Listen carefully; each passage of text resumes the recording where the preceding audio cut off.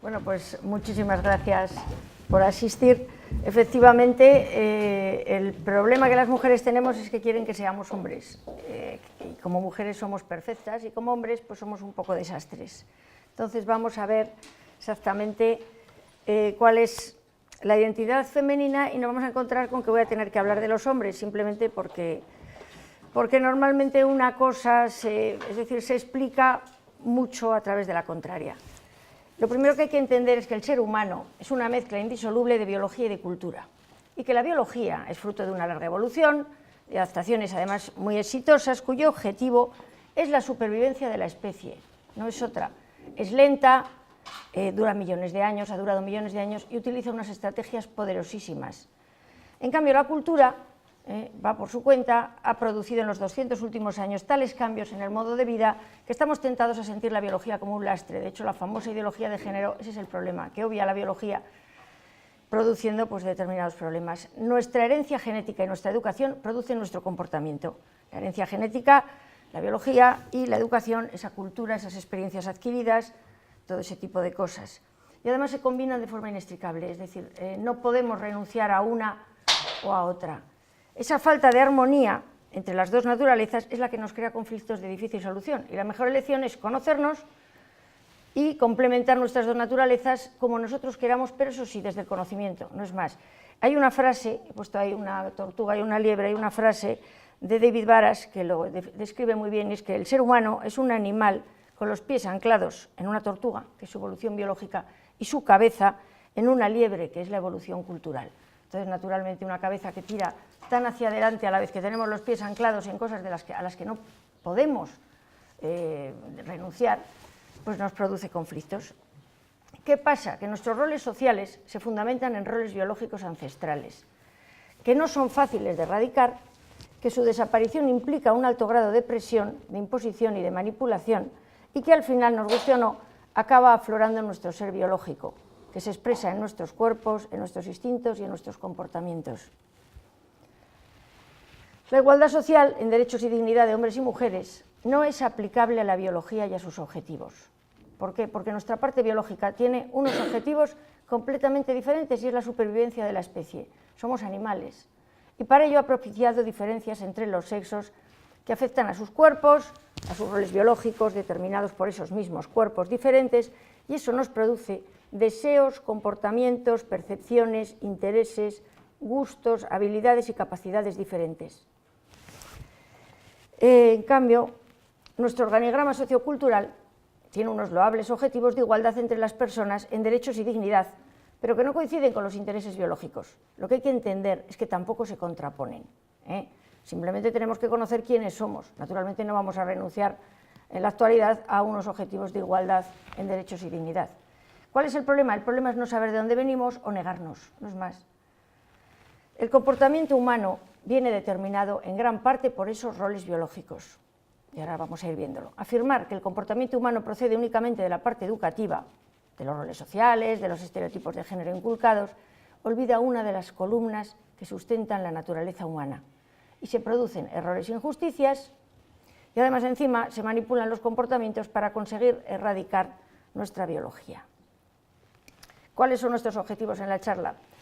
Pues determinar ese origen último de los roles biológicos, conocer esas adaptaciones físicas y neurológicas que tenemos a esos roles biológicos, analizar esas implicaciones en la sociedad y cómo aplicarlas de forma positiva, y en realidad saber al final quiénes somos y de dónde venimos. ¿Para qué? Para poder acomodar nuestras dos naturalezas, para potenciar nuestras capacidades innatas y para ejercer lo mejor posible nuestra libertad individual. Hay que tener en cuenta que en esta charla vamos a hablar de mayorías, que siempre puede haber personas que efectivamente salgan de esta generalidad. Otra cosa también, que asumir que somos diferentes no implica que unos seamos mejores que otros. Enseguida cuando somos diferentes, ¿qué dices? ¿Que son mejores los hombres? ¿Que son mejores las mujeres? No, no es mejor una pera que una manzana. Cuando se hable de seres menos valiosos, que vamos a hablar aquí de seres más valiosos y menos valiosos, se va a hacer siempre desde la biología, nunca desde su dignidad como seres humanos, de ninguna manera. Y no se va a pretender aquí imponer comportamientos individuales. Con lo que yo voy a decir, cada cual, y ya conociéndoos, tenéis que elegir efectivamente dónde queréis colocaros en el mundo y cuáles son vuestros roles y qué parte de esa biología vais a fomentar o simplemente vais a tratar de controlar. Bueno, el ser humano biológico, la alteridad sexual, los instintos y la supervivencia. Ya hemos dicho que como animales somos producto de nuestra herencia biológica y provenimos de un proceso evolutivo que nos perfeccionó con gran éxito, que es para la supervivencia de la especie. Estamos tan bien hechos que estamos todos aquí precisamente por ese éxito biológico.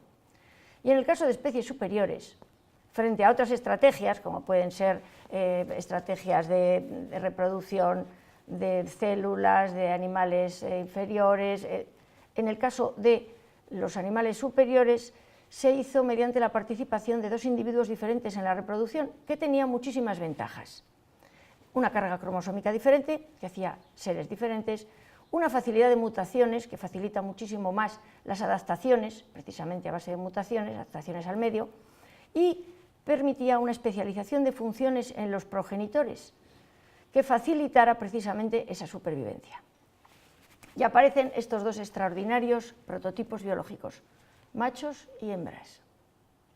En el caso de los mamíferos, se especializó a uno de los progenitores para aportar en su interior a la cría y fabricar alimento para su primera etapa.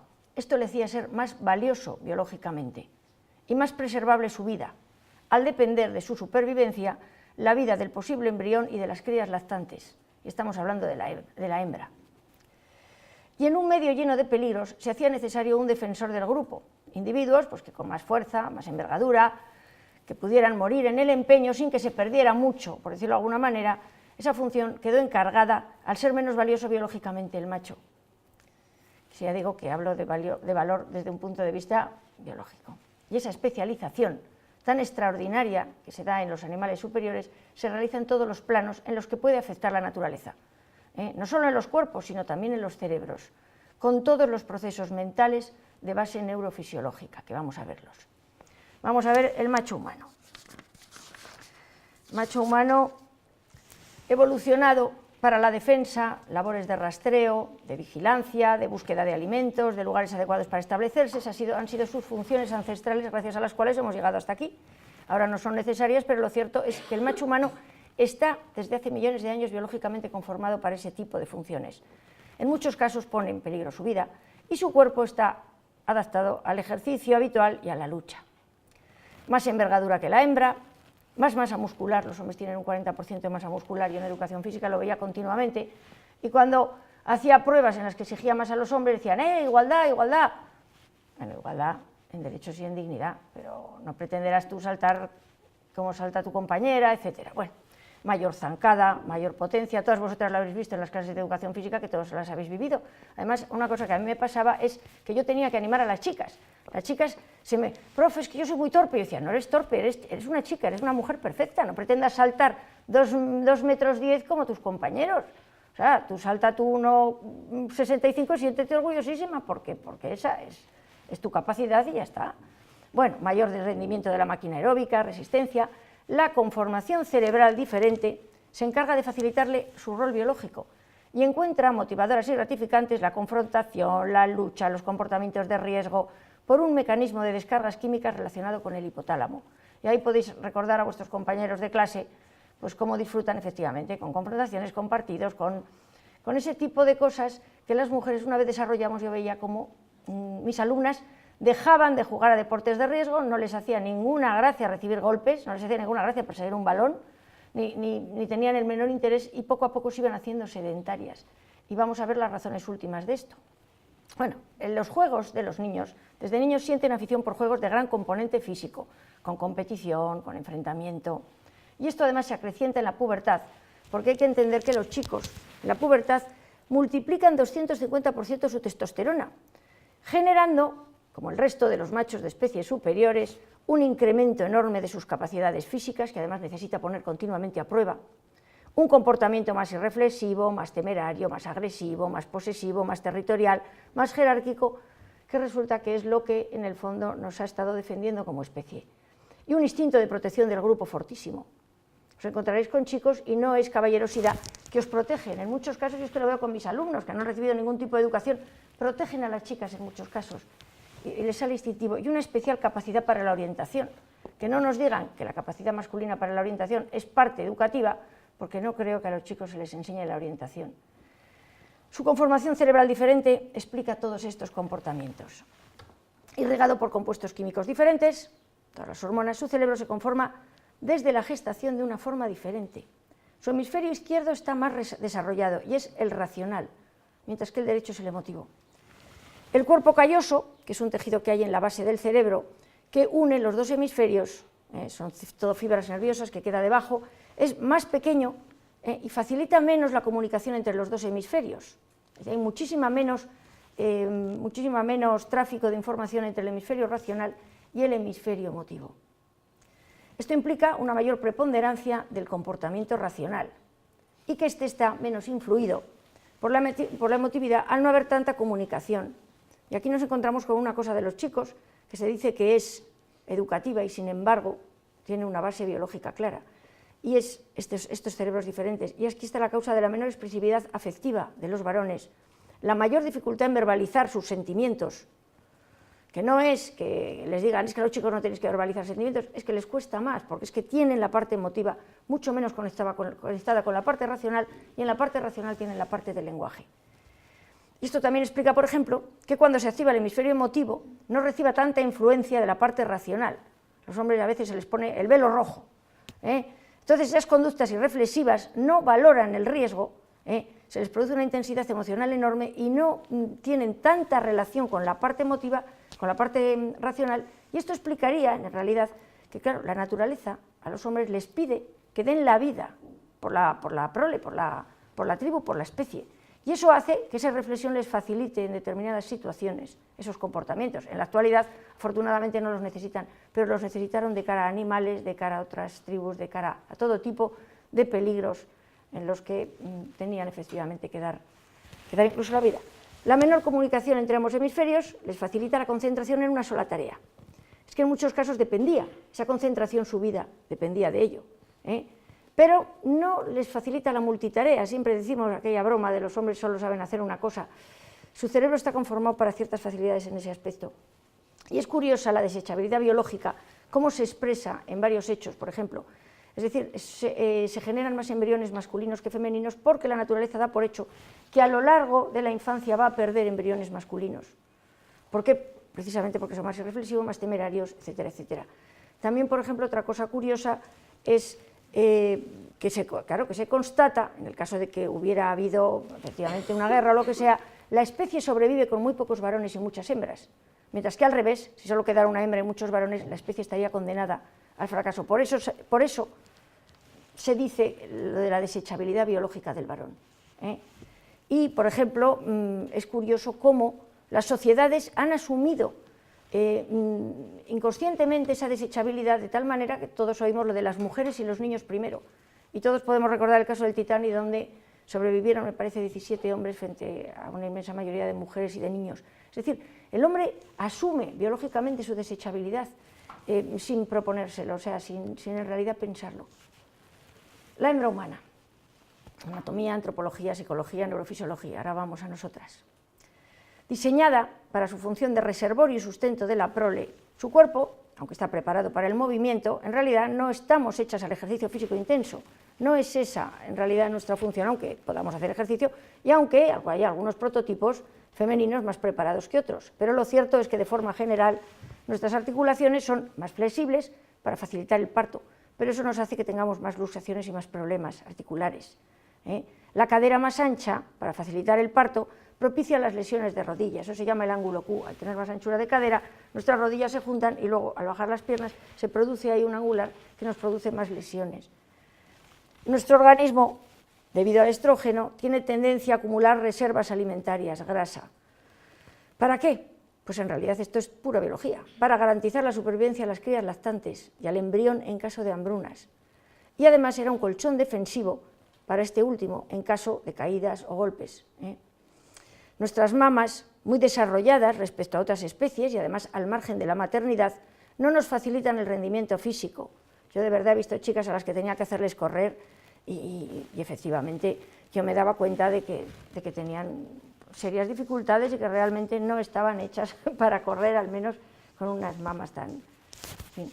Bueno, las capacidades físicas son inferiores, proporcionalmente, y por nuestra diferente constitución. Tenemos un 40% menos de masa muscular, menos potencia, menos velocidad, nuestra máquina aeróbica es más pequeña, tenemos menor volumen de oxígeno, menos hemoglobina, que además perdemos muchos glóbulos con las reglas, con la menstruación, nuestra frecuencia cardíaca es mayor ante el esfuerzo, nuestra menor masa muscular hace que la mujer media sea menos fuerte que el hombre medio, eso lo vemos, ¿eh?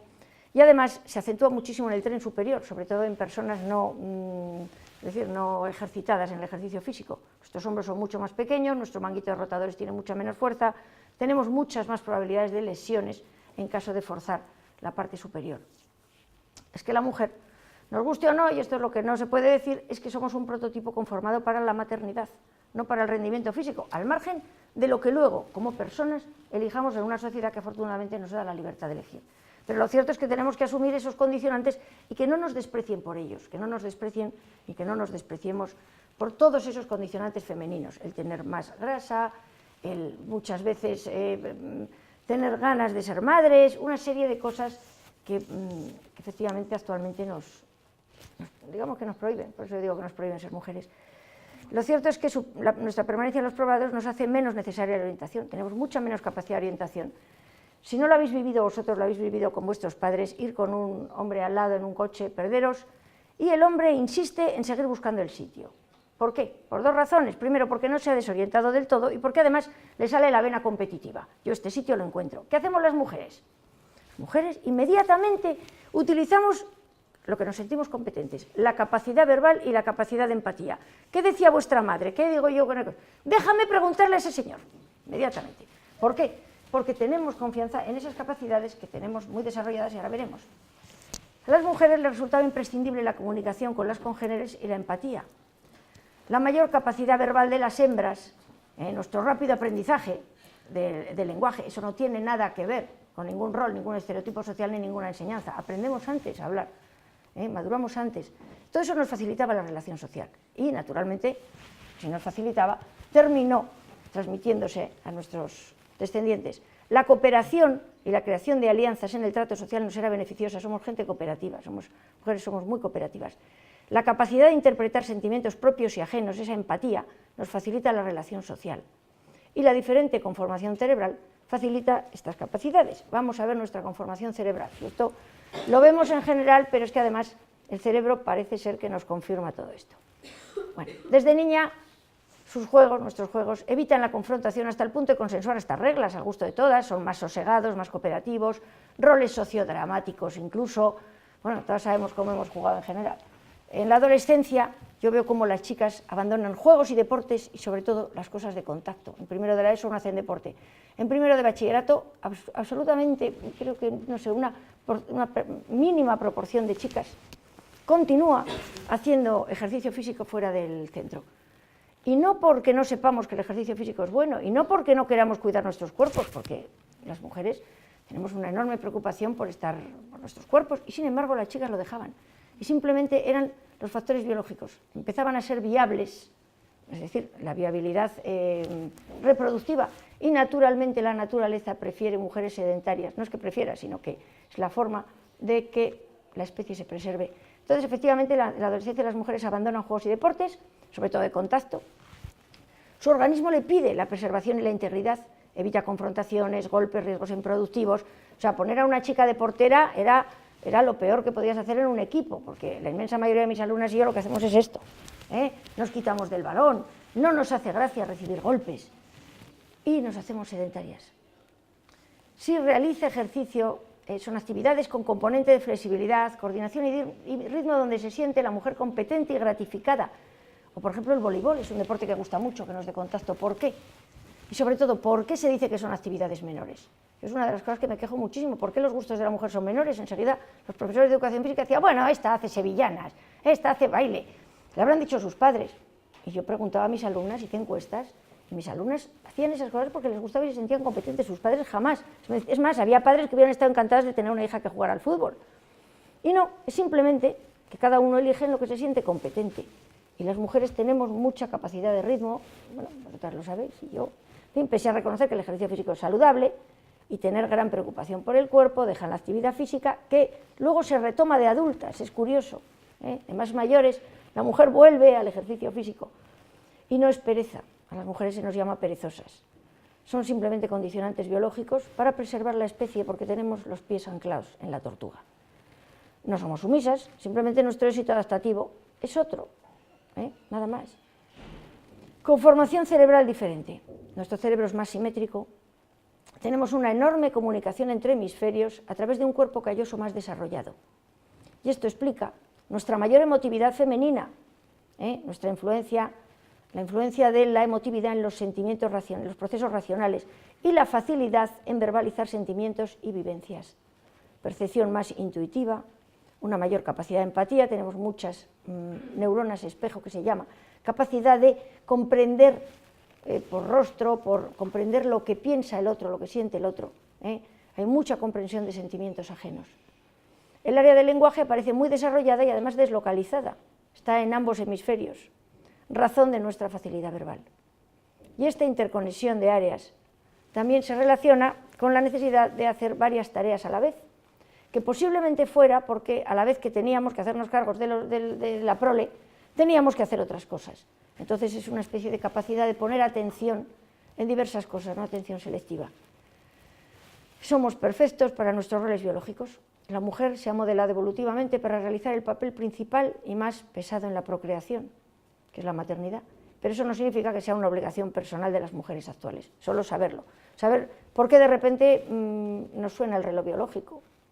No sé si lo habéis oído hablar.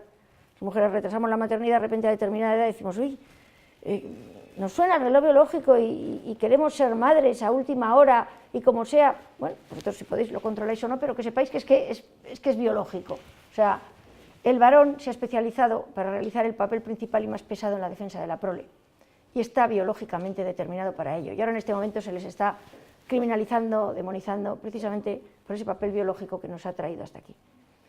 La negación de los factores biológicos pues lleva a culpar al varón de ese rol biológico, a engañar a la mujer, en muchos casos sobre su naturaleza, a veces con perspectivas de igualdad inviable, que somos diferentes. Y a veces nos produce, efectivamente, nos crea frustraciones, porque no llegamos a cosas que a lo mejor no tenemos por qué llegar. Y desde luego a despreciar todo lo que sea considerado femenino, desde la cadera ancha hasta las actividades de ritmo y coordinación, desde la propensión a acumular grasa hasta en los estudios de componente verbal en los que somos tan competentes las mujeres, desde la mayor emotividad femenina hasta la maternidad y la dedicación a los hijos. Es decir, todos esos factores femeninos en esta sociedad se desprecian, son extraordinariamente valiosos. Conocer esto pues nos ayuda a comprendernos, a ser comprendidos, a elegir libremente entendiendo el origen de todo esto, de nuestros gustos, de nuestros deseos, de nuestros intereses, de nuestras percepciones, etcétera, comportamientos, capacidades. Aquí hay una foto, somos tan distintos que hasta en las fotos da mucha risa porque o sea, nuestras reacciones en todos los aspectos son diferentes y no son ni mejores ni peores. Y ahora vamos a ver un poco pues eso, en educación y empleo, cómo estos deseos, estos gustos, todas estas cosas diferentes nos van a afectar. Desde las primeras células ya hemos visto que nuestros cerebros se conforman de forma diferente a causa de esas hormonas, y ya sabemos para qué. Y hay muchos datos, hay estudios sobre cerebros en funcionamiento en los que se demuestra que llegando a las mismas conclusiones, porque hombres y mujeres no somos unos más tontos que otros, llegamos a las mismas conclusiones, se activan partes del cerebro distintas, en hombres y en mujeres.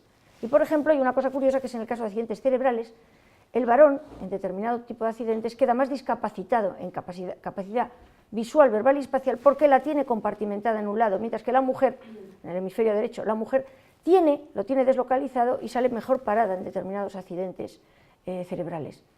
Esta estructura cerebral diferente, esto es una frase de Natalia López Moratalla, una neurofisióloga, esta estructura cerebral diferente en las grandes áreas e irrigada continuamente por distintas hormonas va a ser la diferente base sobre la que se va a construir cada uno su cerebro a lo largo de la vida.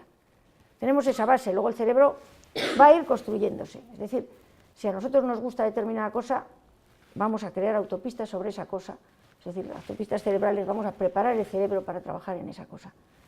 Y esta diferente configuración va a ser causa, pues eso, de que el cerebro masculino sea más deductivo y el femenino más inductivo, que los varones memoricen más la síntesis de lo específico y las mujeres seamos más capaces de sintetizar, vamos, el núcleo troncal, lo que rodea el núcleo troncal, que los varones presenten mayor concepción espacial del entorno, lo que les facilita normalmente estudios técnicos, que no quiere decir que no haya buenas mujeres arquitectos, pero lo cierto es que en general tienen más facilidad para ese tipo de trabajos, que la mujer presente más facilidad en conocimientos de competencia verbal. Y todo esto implica, naturalmente, que chicos y chicas aprendemos diferente y que no es descabellado, por ejemplo, una enseñanza diferenciada. Por ejemplo, Cecilia Christiansen, que es la profesora sueca que ha ganado cantidad de premios, una profesora matemática, lo que dice es que los chicos no tienen paciencia para largas explicaciones, quieren probar, no les importa equivocarse. Las chicas, en cambio, quieren saber primero todos los pasos y luego comprobarlos. Al revés, las chicas tardan en aprender y los chicos se aburren y desconectan. Es curioso cómo, y además, actualmente, tal y como se da clase, facilita más el trabajo a las mujeres, y efectivamente por eso los porcentajes de fracaso escolar en los varones son mucho mayores que en las chicas. Y estas diferentes habilidades además determinan, pues eso, gustos diferentes en estudios, en empleos, pero no por estereotipos ni roles, sino por la sensación de competencia en determinadas áreas y la gratificación que nos produce esas competencias. Y eso va a determinar nuestro interés por esas actividades. Si nos sentimos competentes en unas cosas, vamos a elegir las cosas en las que nos sentimos competentes. Por ejemplo, hay un estudio en el que se preguntaba a hombres y a mujeres de todos los países del mundo qué desearían, no qué eran, porque claro, se preguntaba en sitios como Arabia Saudí y como Suecia y Noruega, en España, en Estados Unidos, se preguntaba qué deseaban ser, si ellos pudieran elegir un trabajo, un empleo, unos estudios, y curiosamente las respuestas eran en los países con educaciones completamente diferentes, tenían las respuestas de hombres y mujeres las mismas características, eran muy semejantes. En Arabia Saudí la inmensa mayoría de las mujeres, al igual que en Suecia, en Noruega y en España, elegían trabajos con verbalización, es decir, trabajos en los que se trabajaba la cuestión verbal, en los que se trabajaba la relación entre personas, interpersonal, la empatía, y en cambio los hombres elegían trabajos técnicos, trabajos de fuerza, y no tenía nada que ver el componente educativo, porque en Arabia Saudí, desde luego, no se educa igual a hombres y mujeres que se educa en Suecia, y sin embargo los resultados eran semejantes. ¿Por qué? Porque hay unas bases biológicas previas a toda esa educación. Bueno, las conclusiones son efectivamente que en libertad los hombres eligen trabajos donde se sienten capaces, con trabajo físico, competitividad, cierta agresividad y riesgo, aspectos racionales y deductivos, con conceptos espaciales, y no les importa la suciedad, la incomodidad, la tensión y el movimiento, que en general a las mujeres ese tipo de cosas no nos agradan demasiado. Obreros mecánicos, taxistas, ejecutivos agresivos, ingenieros, policías, bomberos, guardas forestales. Hay pocas mujeres que elijan esto, las que lo eligen es extraordinario, pero lo cierto es que no suele haber. Y que en libertad las mujeres eligen trabajos donde se sienten competentes, con relación interpersonal, sin rendimiento físico, cooperativos, con alto grado de verbalización, sin riesgos o tensiones intensas y donde no hay incomodidades y suciedad. Oficinas, enfermeras, profesoras, atención a clientes. ¿Que alguna quiere lo contrario? Perfecto, la sociedad tiene que ser libre. Ahora, lo que no parece razonable es tratar de equiparar ratios de sexo al margen de otros condicionantes. Tiene que haber el mismo número de mujeres obreras que obreros. ¿Por qué? Por ejemplo, aquí una cuestión, estas dos puertas, ¿alguien de vosotras dudaría dónde tiene que ir? Es curioso, no. Hay trabajos que hombres y mujeres pueden realizar con el mismo éxito si lo proponen, y hay otros neutros, pero lo que sí es que tenemos facilidad unos y otras para determinadas labores. Y de forma natural, pues la gente elige, y tiene que elegir de forma natural. Por lo tanto, no se debería socialmente ignorar ni la realización personal y las facilidades innatas, ni crear falsas expectativas, ni olvidar las enormes diferencias físicas, ni valorar el sexo por encima de la preparación o la idoneidad en el puesto, ni igualar falsamente lo que no es igual. Y sí que se debería facilitar que cada uno elija lo que le agrada, aprovechar las capacidades innatas y respetar sin ningún tipo de presión los gustos y los deseos de las personas. Puesto que no somos iguales, el mal diagnóstico de pretender que somos iguales en todo está provocando malas soluciones y consecuencias negativas en todos los ámbitos.